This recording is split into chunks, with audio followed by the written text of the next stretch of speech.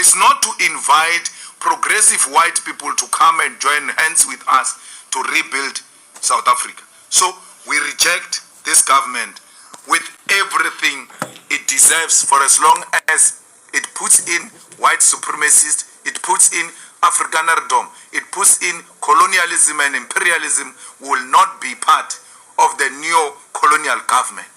Comrades and everybody else who seek to persuade us otherwise, we are making a plea: leave us alone. If this is our natural death, let us die with our boots on. Province of KwaZulu-Natal, the EFF is of a firm conviction that MKP should be given the opportunity to lead the government of KwaZulu-Natal, and we as the EFF will support all processes to constitute the legislature that is led and guided by MKP as the political party that has received the highest number of votes in the province.